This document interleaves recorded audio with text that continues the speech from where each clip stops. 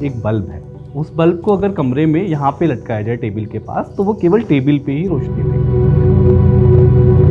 लेकिन उसी बल्ब को अगर कमरे में ऊपर कोने में लटका दिया जाए तो वही बल्ब पूरे कमरे में रोशनी देगा। तुम्हें वो बल्ब बनना है जो पूरे कमरे में रोशनी दे। जीवन में अभी और भी चीजें हैं जो आपका इंतजार कर रही हैं।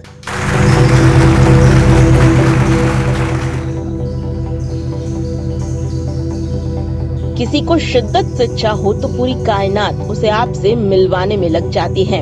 ऐसा ही कुछ हुआ आईएएस ऑफिसर निशांत जैन के साथ। पहले डाकघर में कर्मचारी, फिर संसद में ट्रांसलेटर और आज हैं Indian administrative service officer. Post office के बाबू से आईएएस बनने तक का सफर तय करना एक साधारण परिवार के लड़के के लिए उतना सरल सहज नहीं था जितना कि आज आसान लगता है। निशांत उस सफर को पूरा कर मंजिल तक कैसे पहुंचे, उनसे बेहतर भला कोई और क्या जानता होगा। यूपी के मेरठ के रहने वाले निशांत जैन का जन्म एक साधारण परिवार में 30 अक्टूबर 1986 को हुआ था। निशांत 3 भाई बहनों में मंझले हैं। वो अपने दादाजी को बहुत प्यार करते हैं और उन्हें बहुत मानते भी हैं। उनके दादाजी बहुत ईमानदार थे, पिताजी प्राइवेट नौकरी में थे और माँ एक हाउसवाइफ। निशांत बचपन से ही मेधावी छात्र रहे हैं। अपने बचपन में जब वो राशन की दुकान में जाया करते थे तो अक्सर सुनते और देखते थे कि खाद्य और रसद अधिकारी गायब रहते हैं या फिर हेरा फेरी करते हैं। तब वो सोचते थे कि बड़े होकर एक दिन अधिकारी ही बनेंगे और पूरे सिस्टम को ठीक कर देंगे। उनके इस लक्ष्य को पूरा करने में उनके बड़े भाई ने बहुत मदद की। भाई ने ही उन्हें यूपीएससी के बारे में बताया और मंजिल तक पहुंचने का रास्ता भी दिखाया।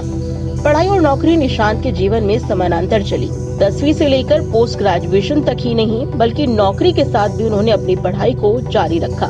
निशांत ग्रेजुएशन करने के बाद पोस्ट ऑफिस में बाबू की नौकरी करने लगे थे, लेकिन सिविल सेवा की तैयारी करने के लिए उन्होंने इस नौकरी को त्याग दिया। यूपीएससी के फर्स्ट अटेम्प्ट में वो फेल हो गए, लेकिन क्योंकि वो हिंदी मीडियम के स्टूडेंट थे, फिर उन्होंने दोबारा से संसद में ट्रांसलेटर की जॉब ज्वाइन की।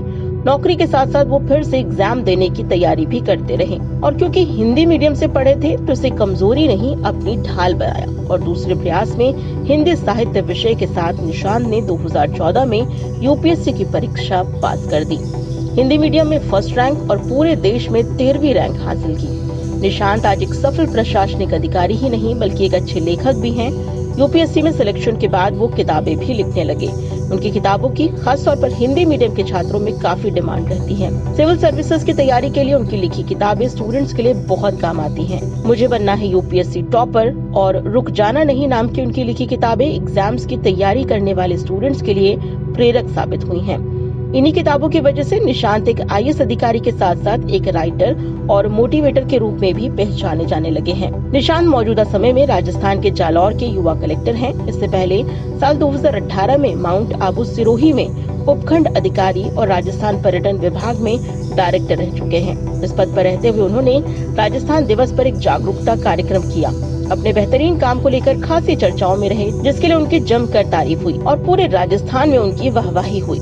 हिंदी मीडियम से यूपीएससी क्लियर कर अधिकारी बने निशांत कहते हैं कि यूपीएससी क्लियर करना चाहते हैं तो हिंदी के साथ साथ इंग्लिश पर भी पकड़ बनानी जरूरी है और सिलेबस जुटाने का अच्छा साधन है इंटरनेट, लेकिन यहाँ ज्यादातर इंग्लिश मटेरियल मौजूद है।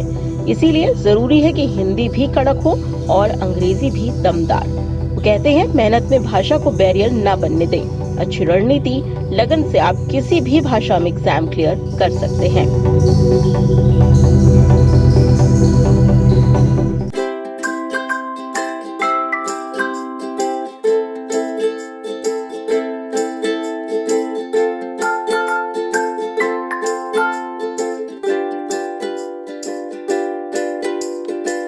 हमारे साथ जुड़े रहने के लिए देखते रहिए देश रोजाना का यूट्यूब चैनल। सब्सक्राइब कीजिए, साथ ही देश रोजाना की खबरें सबसे पहले देखने के लिए प्रेस कीजिए बेल आइकन।